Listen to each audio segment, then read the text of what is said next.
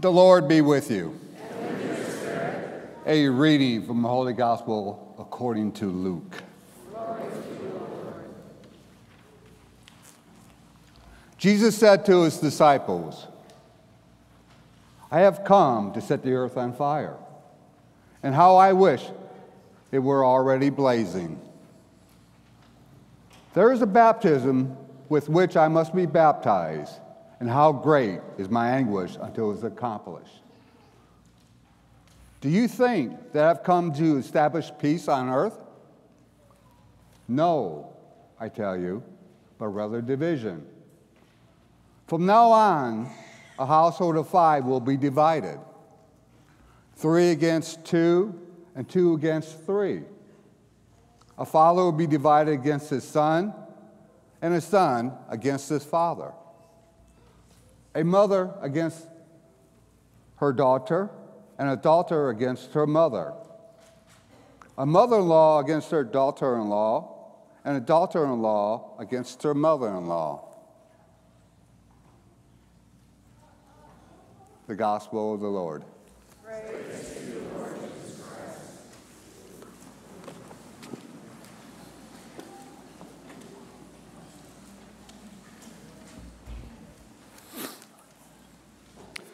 My house, when I was growing up, we had my mom and 4 brothers. And we weren't, as normal boys are, we were good friends, but we fought constantly. You think we were the WWE on Palmer Street. We becoming flying off furniture, steps, driveways, roofs. If somebody's below, watch out, because we were coming after you. But you know, it's the amazing thing about that. The entire time the 4 of us were together, we fought, argued. Dinner table comes, it was just a free-for-all.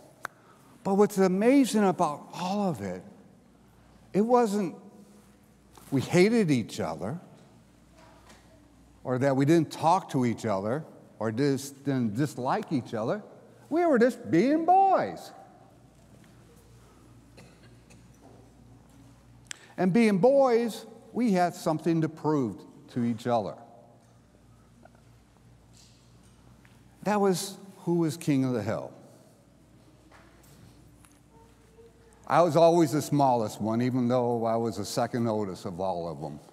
I have a brother that's younger than I am, stands 6'6", 310 pounds. Pure muscle. So if you were below when he jumped, it hurt. Anyway, so I got a question for you. Who is listening to the gospel today? Are you a little shocked by it? Yes. Kind of depressing. You know, here we were, all these years, going along, thinking Christ is going to establish peace on earth. You know, all we have to do is believe in God, we're all going to end up happy. But he said he's going to come here, set the earth on fire. And he was going to cause divisions in households. 3 on 2, 2 on 3, mother against daughter, daughter against mother, and so on.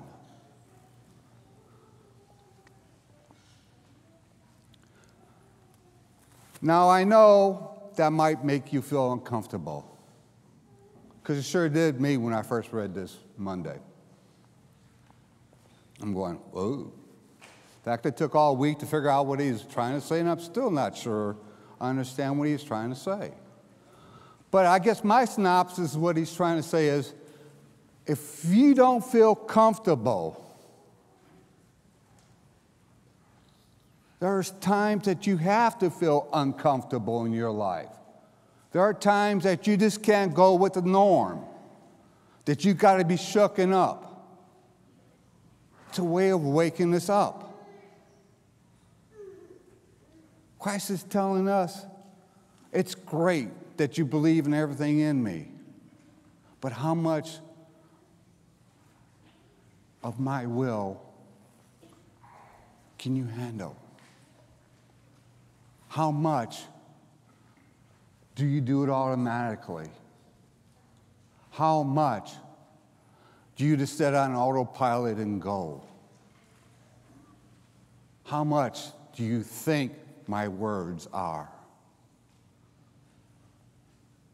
When he said he was anguished, waiting for his baptism, he was talking about his death. A death that freed us of sin. A death that changed the world. A death that made us who we are as Christians. A death that we must always think of in everything we do and everything we say. Now, if we were uncomfortable reading the gospel and hearing the gospel, we should be, because that's what he wants. He wants us to always be on that edge, to always be willing to go the extra mile, to think of him in everything we do and say. We just don't put Christ in our back pocket and go, okay, I'm good. I got Christ right here. No. We should put Christ on our hearts, our sleeves, carrying a sign, I'm with God. We should always do that, to always go the best we can with Christ.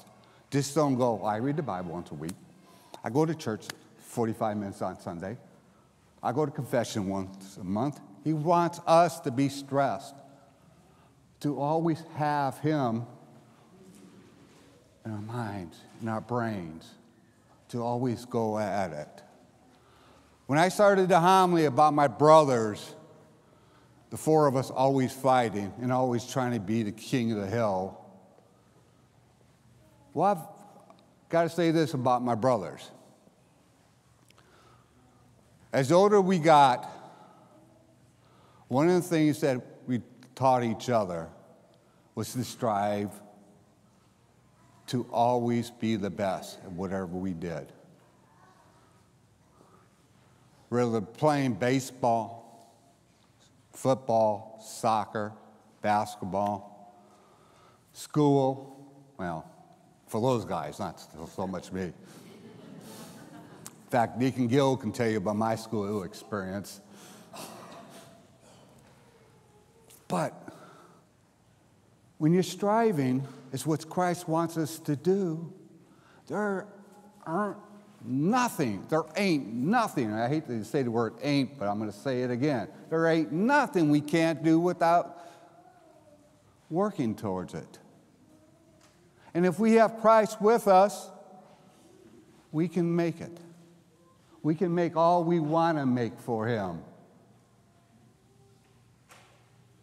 So please, don't let the gospel make you uncomfortable. But if it does, think about this. When you're uncomfortable, who do you find there? None other than God.